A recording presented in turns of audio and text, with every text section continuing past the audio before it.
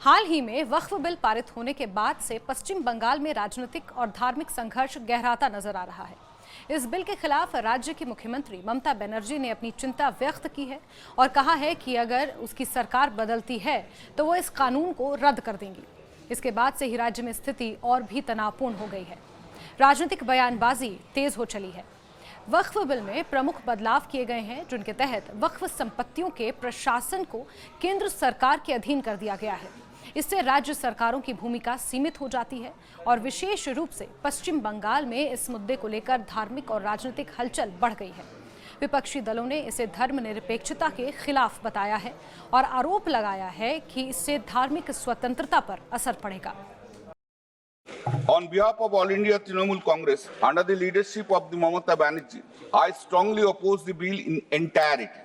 The spirit of my speeches, "Tu Hindu banega, na Musalman banega, इंसान की औलाद है, इंसान बनेगा." The Muslim have constitutional right to manage its own affairs in the matter of religion because Waqf property belongs to Allah. The purpose of the bill is a clear breach of the right of the Muslims to perform their religion duty. The bill hits basic structure of the constitution. Parliament is now encroaching upon the power of the state legislation in deciding the question of the land and building of the Waqf. Thus, it is completely unconstitutional and divorce the Article 246 sub-Article 3 of the Constitution of India. Mamata Banerjee ने कहा है कि वक्फ bill का उद्देश्य मुस्लिम समुदाय को परेशान करना है और उनके अनुसार ये कानून राज्य के स्वायत्तता को कमजोर कर रहा है। उन्होंने स्पष्ट किया कि अगर राज्य में उनकी सरकार फिर से बनी तो वो इस कानून को रद्द कर देंगी। इसके साथ ही राम नवमी के जुलूसों पर भी प्रतिबंध लगाए जा रहे हैं, जिसको लेकर अब हिंदू संगठन और हिंदू समुदाय के लोगों में बेहद नाराजगी देखने को मिल रही है, जिससे और भी विवाद पैदा हो गया है। धार्मिक आयोजनों पर इस तरह के प्रतिबंध से राज्य में सांप्रदायिक तनाव का माहौल पैदा हो चुका है। राम नवमी जैसे प्रमुख धार्मिक पर्वों पर जुलूस निकालने की अनुमति न दिए जाने के कारण धार्मिक समूहों में अब असंतोष है। पूरा देश रविवार को राम नवमी मनाएगा। बंगाल में भी मनाई जाएगी, लेकिन उससे पहले पश्चिम बंगाल में किस तरीके की राजनीति हो रही है वो आप सब देख रहे हैं। इन सबके बीच में कोलकाता की सड़कों पर सुबह सवेरे, सुबह का समय हो रहा है 5:55, सुबह सवेरे से ही इस तरीके से झंडे लगाने शुरू कर दिए गए हैं। ये तस्वीर दिखाना इसलिए महत्वपूर्ण है क्योंकि जहां एक तरफ जुलूस निकालने की परमिशन नहीं दी जा रही है, ये कहा जा रहा है कि जिस तरीके से 2022-2023 में देखा गया कि यहाँ पथराव हो गया कई जगहों पर, वहाँ ऐसे में ये झंडे लगाए जा रहे हैं। हालांकि मैं आपको एक चीज़ और क्लियर कर दूँ कि ये देखिए, मैं ये तस्वीरें भी दिखाती चलूँ और बताती चलूँ। देखिए किस तरीके से ये झंडे लगाए जा रहे हैं। अभी बहुत सारे झंडे ये यहाँ रखे हुए हैं जिन पर बंगाली में जय श्री राम लिखा हुआ है। ये सभी झंडे बीजेपी की ओर से, वीएचपी की ओर से लगाए जा रहे हैं। जो लगा रहे हैं, मैं ज़रा उनकी भी तस्वीर आपको दिखाती हूँ। ये इस तरीके से पूरे इस रोड पर, ये केजीसी सुभाष बोस रोड है, ये इस रोड पर झंडे लगा रहे हैं। इसे जो जिस जगह मैं मौजूद हूँ, इसे कोलकाता का दिल कहा जाता है। सनातनी है। अच्छा। और हमारा महापर्व आ रहा रामनवमी का शुभ अवसर पे हम लोग पूरे कलकत्ता महानगर को एकदम गेरुआमय करना चाहते हैं। इस पूरे घटनाक्रम से ये स्पष्ट हो रहा है कि वक्फ बिल और धार्मिक आयोजन के मुद्दे पर पश्चिम बंगाल में राजनीति और धर्म के बीच संघर्ष बढ़ता जा रहा है। ये संघर्ष सिर्फ पश्चिम बंगाल तक सीमित नहीं है, बल्कि देश भर में एक नई बहस का कारण बन सकता है, जिससे राज्य और केंद्र सरकार के अधिकार, धार्मिक स्वतंत्रता और सांप्रदायिक सौहार्द की रक्षा जैसे सवाल उठने की संभावना है। वक्फ बिल के पारित होने के बाद से पश्चिम बंगाल में स्थिति तनावपूर्ण हो चुकी है। राजनीतिक दलों के बीच आरोप प्रत्यारोप का दौर जारी है और धार्मिक मामलों में हस्तक्षेप को लेकर लोगों में असंतोष है। आने वाले दिनों में ये मुद्दा और भी बड़े राजनीतिक और धार्मिक संघर्ष को जन्म दे सकता है। तो हम जो बोल रहे हैं बांग्लादेश बनाने का साजिश चल रहा है बंगाल को, ये सारी नमूना है। और जगह जगह हिंदुओं पर अत्याचार करना, हिंदू त्यौहार में ईंटा पत्थर फेंक करके उसको बाधित करना, डराना, उनके जैसा निकम्मा मुख्यमंत्री देश में नहीं है। फिर आप सरकार में है फुल मेजोरिटी के साथ और समाज में इस पर घटना हो रही, पुलिस क्या सो रही है?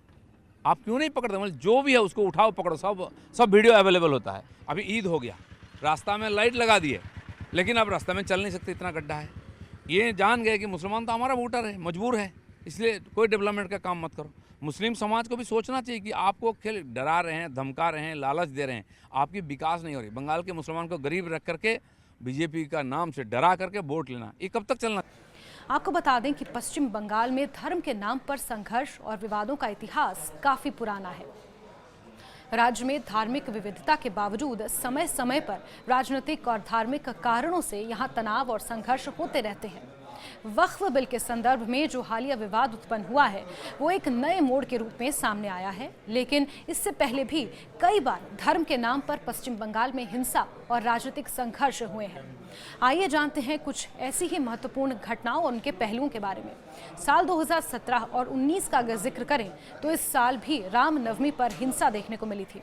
पश्चिम बंगाल में रामनवमी के जुलूसों को लेकर कई बार विवाद हो चुका है, खासकर साल 2017 और साल 2019 में, जब कुछ जगहों पर रामनवमी के मौके पर बड़े जुलूसों को आयोजन उनका होना था और इन जुलूसों के दौरान सांप्रदायिक तनाव बढ़ गया। कई जगहों पर मुस्लिम समुदाय के साथ टकराव की घटनाएं भी सामने आई।